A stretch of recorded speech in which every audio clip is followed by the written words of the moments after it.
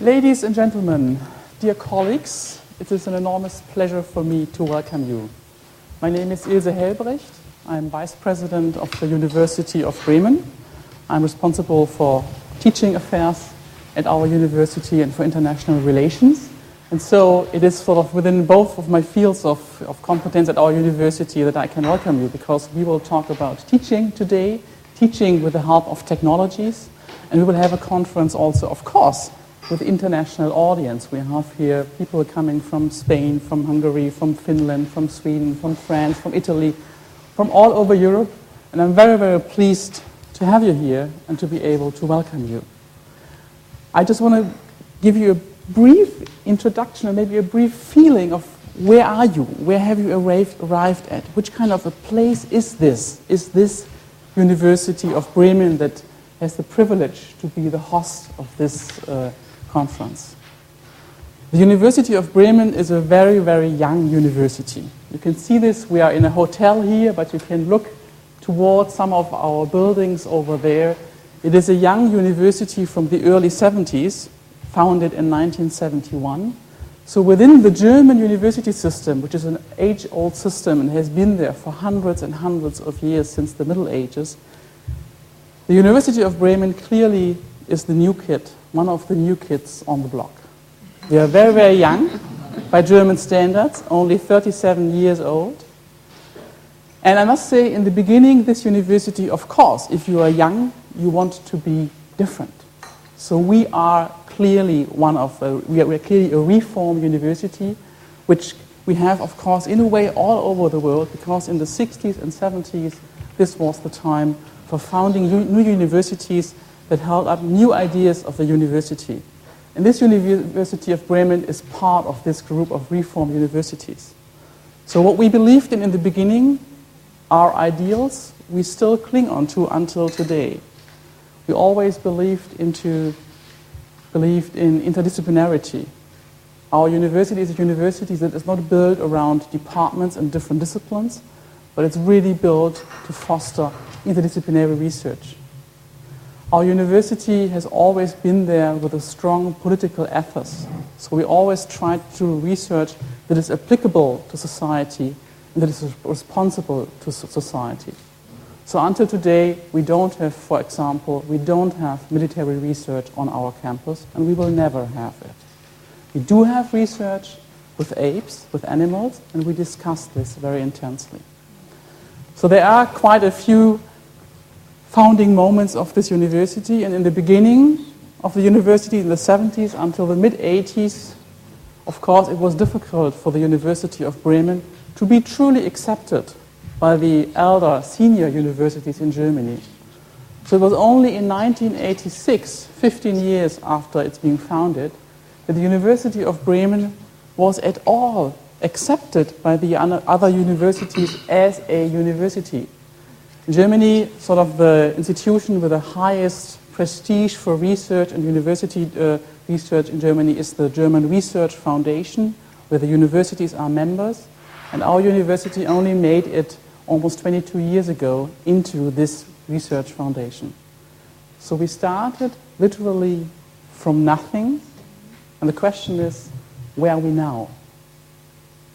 And I may dare to say that this university is one of the most successful, one of the most dynamic universities in Germany in the last 20 years. We're now in the top league of the best 20 universities of Germany. How can I claim to say that? There has been and still going on a fierce competition within German university, which is called the Excellence Initiative, funded by the federal state and the 16 states, the 16 Länder. And in this competition, of the more than 100 universities tried to sort of be successful, and only about 20 really were successful. And we belong to these 20. And it's been in the last 3-4 years the biggest surprise story and the biggest surprise in the German landscape of higher education that this university has made it into this kind of league. We're very proud of that, of course. This means we are still young, we are still dynamic, but of course this also comes at costs, I must say. It comes at costs. We are a university that started with high ideals and high political ethos, and now we find ourselves being positioned within this fierce global competition between the higher education institutions. And we try sort of to play the game of the competition. And of course, this also implies that we do have discourses on the campus. Is this really the right way for the university? How much does research matter? How much does teaching matter? And we've come this long way from being not there at all, starting and not being accepted, and now being very successful. We've come this long way with really, really little funding. We are completely owned by the state, by the city-state of Bremen, and the city-state of Bremen is the poorest of all states within all Germany. There are 16 states, and this state is the smallest one, being a city-state, and this state clearly is not able anymore to fund this university properly. We do have a budget that is about 20% below the German average, so we are daily faced, our students, our teachers, our researchers, our administrators, everybody on the campus, also the vice president, are daily faced with financial problems. How does technology-supported teaching and learning come into this view?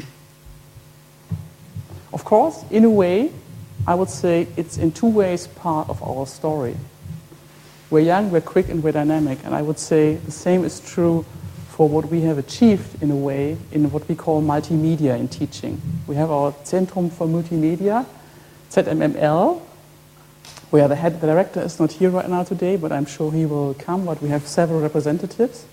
In this, our Center for Multimedia in Teaching has been extremely successful. Just to give you one example, we just started in 2004 for the first time on our campus to introduce e-assessments, to have students write the exams on the PC.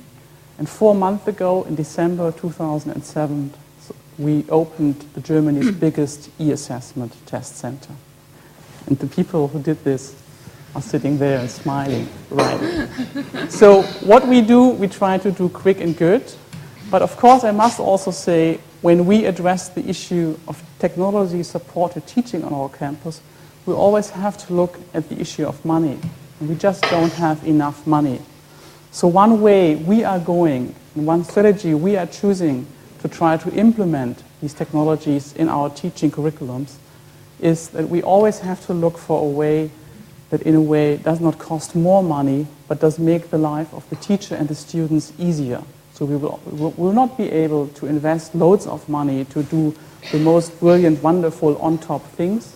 But this university, under this current situation of extremely financial cutbacks, will always have to look for a way what are very, very smart technology instruments and tools that are able to help us to get an excellent quality of teaching with the lowest impact of money. And I know lowest input of money. And of course, I know this is always difficult to be able sort of to create this situation. But this is just what we have to try to go for. This shall be not a conference of one person talking and the other body listening, but rather a lively event. So I will stop here. Once again, let me welcome you. I'm happy to have you at our campus. I'm happy to have the debates you bring with us to our campus. And of course, I'm most happy that this conference is part of the ELI network, where we will agree on a cooperation between universities and set up a really institutionalized dialogue, because it's clear that if we want, also on a European and on a national level as well, if we want to push the issue of technology, subsidized technology-based teaching and learning, then we have sort of to stick our heads together and to create a common lobby work and be able to sort of work together and create alliances and projects. And this is part of creating a European alliance. This is also why I'm happy to have everybody here from these many countries in Europe. Welcome to Bremen, and I wish us all a very good conference. Thank you.